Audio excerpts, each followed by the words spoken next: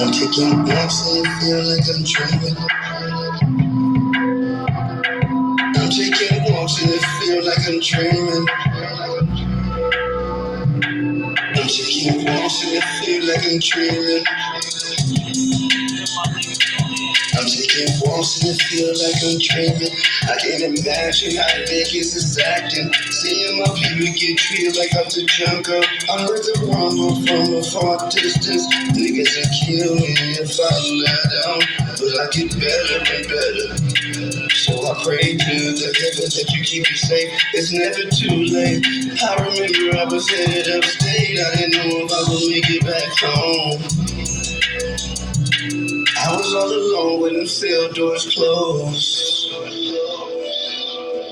Can't get this vision out of my mind. 'Cause I was all alone when the cell doors closed. I was all alone when the cell doors closed. I can't get this vision out of my mind. 'Cause I was all alone when the cell doors closed. I can't get this vision out of my mind. I was taking a walk and it seemed like I'm dreaming. I was taking a walk. Yeah. Child time. Wake your game up or fuck your name up. Wake your game up. Yeah, you heard my boy. This is Trim Lock Crim and my boy Jay Reed here, man. Already. And we about to tune in once again, man. And build a little bit, you know what I'm saying, about, you know, what's most important right now in the game of life, man. Yeah, so check it out, man. Y'all heard that song that was popping right there, right? Shit was slapping. And yeah, this is a testament to what God has in store for not only me, you, but all of us.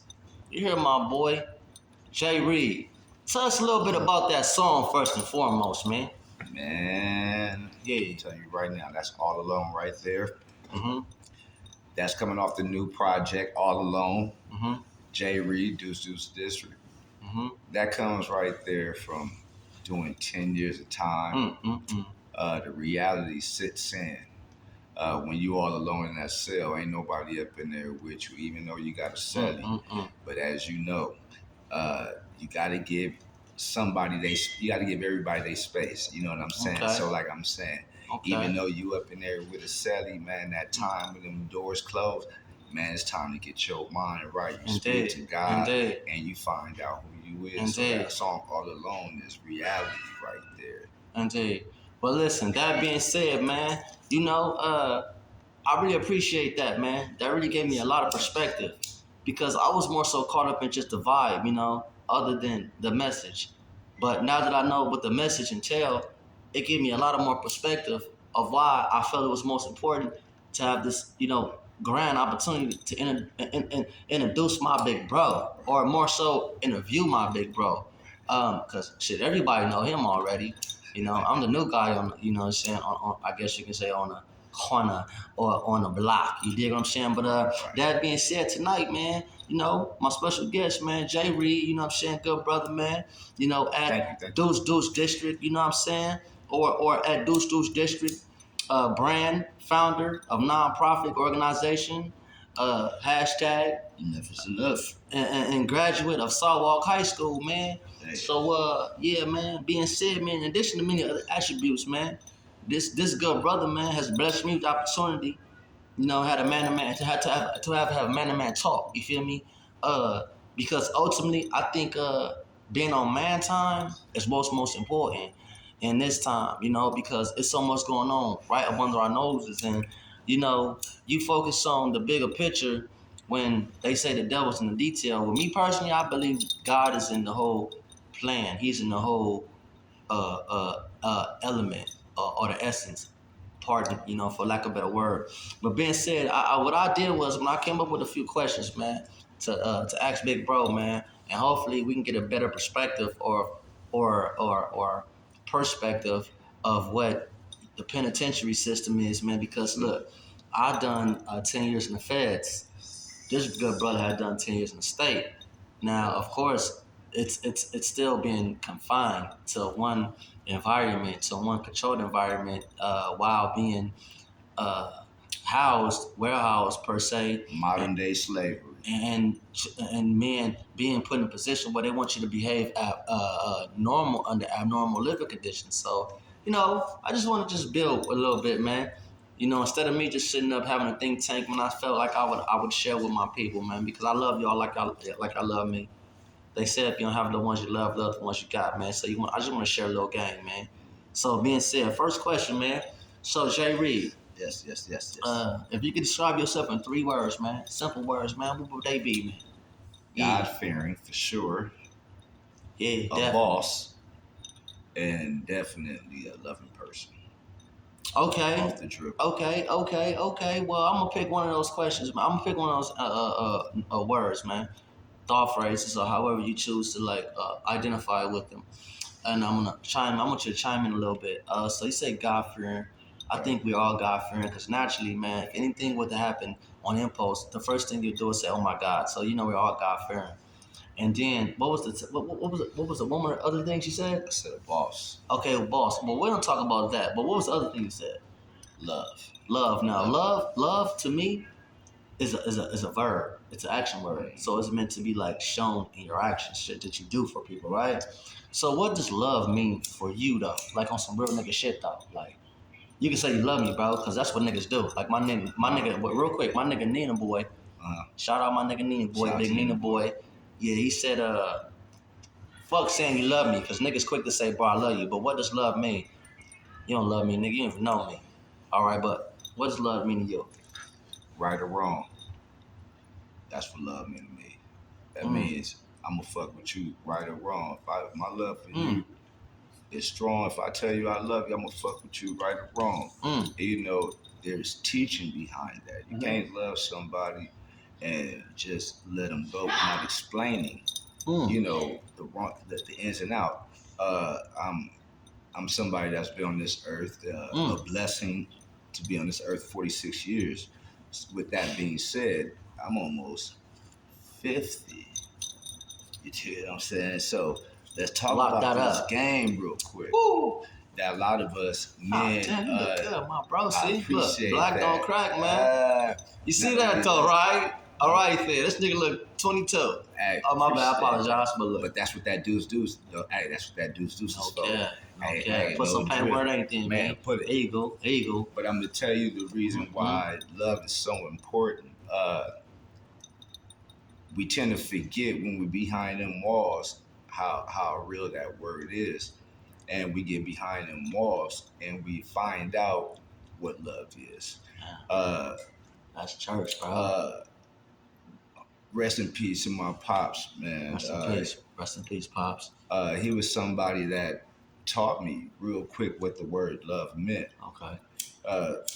I grew up in a single parent home, you know what I'm saying? And, like most people, we carry that burden with us a lot, so for me, I had a grudge all the way. I ain't gonna lie, all the way like damn near through till I was 20. Okay, wait a minute. So yesterday, or rather on my last episode, I talked about bitterness. So real briefly, I said that I didn't realize that I walked around with that bitter impulse. So now, but I realized it through therapy because what happened was I started being, I didn't look, this is how I realized it, because I realized I was bitter towards myself. See, I was not only bitter towards everybody else around me, I was bitter towards myself because I would catch myself arguing with myself about things that I really couldn't control. It's like, bro, love me. Right. Look, if God painted a picture of you with the same ears, same eyes, same nose, but different lips, that wouldn't be you. He made you exactly who he wanted you to be, right? So now in that, he gave you conscience or free will. So now you just choose to align yourself with that. Now, I apologize. Carry on. No need. But it's a good game, right? With that, church, for a fact, because that's another word that a lot of us miss over is free will. That's a good weed right there. Wait, part. Y'all see this weed? Make her weed. Y'all see that weed? I see this shit right here. There's no disrespect. YouTube, please. I know y'all watching. Monetize my channel the right way. Flower. Oh my. tapped in with the district, and you know we got the package and everything. You remember Frankie Lyman, right? Remember he had that song called Goody Goody? Yeah, man. Yeah, man. It is. Yeah. It is. Like I was saying, man, you know, like Pops taught me real quick. You know, single parent, I was blessed to have him around. And, you know, like I said, at some points, you know, families sometimes don't do the right thing. And I'm gonna say it like, you know, Pops looked out for me as a young man.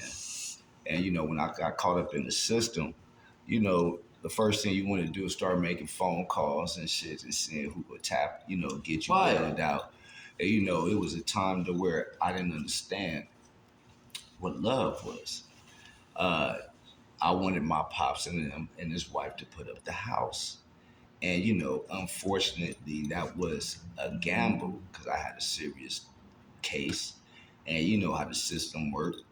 My people's from down south, they don't believe in the system.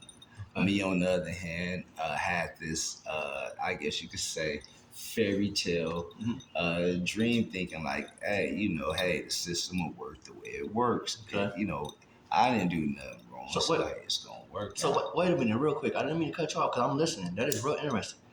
My question to you is this. The second question is, what was your biggest learning experience while being incarcerated, if that's the case? Finding God.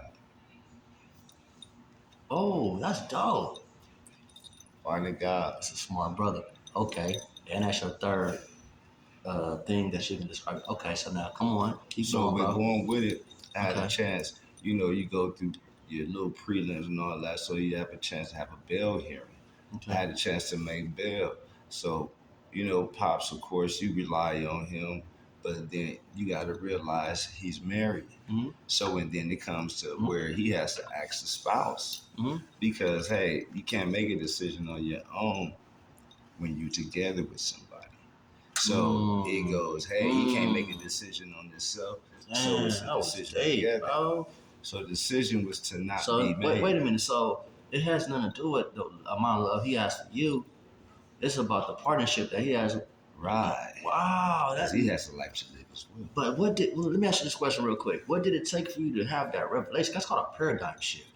For those that don't know, what a paradigm shift is when you have a shift in perspective. See, because we can strong-heartedly believe in something, and it's like it don't mean it's wrong or right.